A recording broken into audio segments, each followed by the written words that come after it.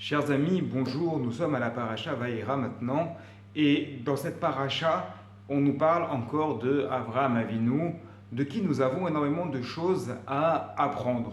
Donc au début, voilà que trois personnes viennent vers lui, il leur propose l'hospitalité, et c'est ce qui caractérise Avraham Avinu, le fait d'aller vers les autres, nous y reviendrons. Cependant, au détour de l'hospitalité et de tout ce qu'il va lui offrir, le texte nous précise qu'il leur propose, ou plutôt leur demande, comme une exigence, de se laver les mains et les pieds.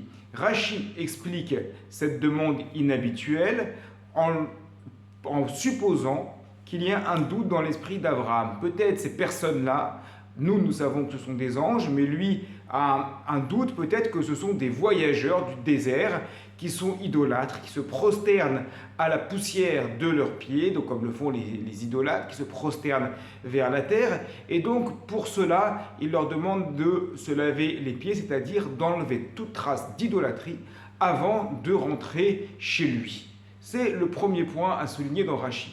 Un autre commentaire de Rachi un peu plus loin, même beaucoup plus loin, puisque nous sommes avant la Akedat Yitzhak, donc vers la fin de la paracha, alors que Abraham a eu énormément de pérégrinations, qu'il a bougé ici et là, on nous en a parlé dans l'Echdera, on nous en parle dans la paracha de cette semaine, et voilà que finalement il s'installe à Beer-Sheva. Donc Beer-Sheva, c'est un endroit dans lequel il va rester pendant longtemps. On nous dit qu'il s'est installé là-bas et il a planté un échelle. Échelle qu'on pourrait traduire comme un chêne, mais il y a d'autres explications. C'est dans le Talmud où on nous propose deux idées. Certains disent qu'il s'agit d'une auberge dans laquelle il accueillait les gens, donc fidèles à ce qui le caractérise, à cette hospitalité qui le caractérise. Et selon un autre avis, c'était un arbre dans lequel allaient pousser des fruits.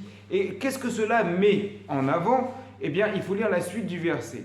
Il a planté ce échelle, ce chêne, cette auberge, cet arbre, et il appelait Beshem Hachem, il appelait au nom de Dieu. Et le Talmud, toujours d'interpréter, c'était donc soit une auberge, soit un endroit dans lequel il y avait des fruits, mais dans les deux cas, finalement, l'idée est assez similaire, c'est-à-dire que dès que des personnes s'approchaient, allaient vers lui, soit pour les accueillir dans l'auberge, soit pour venir vers cet arbre intéressant qui donne des bons fruits, donc effectivement, il leur donnait à manger, effectivement, il leur donnait l'hospitalité, mais il les faisait appeler par le nom de Dieu, c'est-à-dire qu'il leur demandait de faire une bracha, il leur disait, voilà, je vais vous offrir l'hospitalité, mais sachez que tout ce qui vient d'ici, tout ce que vous allez manger, c'est parce qu'Akadosh Baruch Hu, il a voulu, c'est parce que Dieu l'a voulu, et donc il poussait tout le monde à faire des brachot, à faire des bénédictions. D'ailleurs, une halakha aujourd'hui, que lorsqu'on reçoit quelqu'un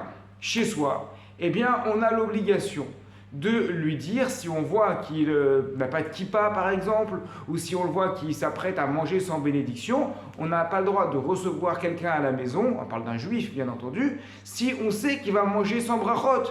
Il faut lui dire, je t'invite, mais tu fais les brachot, tu dois faire les bénédictions avant de manger. Qu'apprend-on de cela, de l'attitude d'Hachem, de la manière dont les Rachamim nous la présentent? C'est qu'Abraham, habituellement, est souvent présenté comme le modèle du chesed, de la bonté, et l'hospitalité en fait partie. Cela est totalement vrai. Cependant, il faut nuancer le concept du chesed, et c'est ce que les Rachamim mettent en avant ici.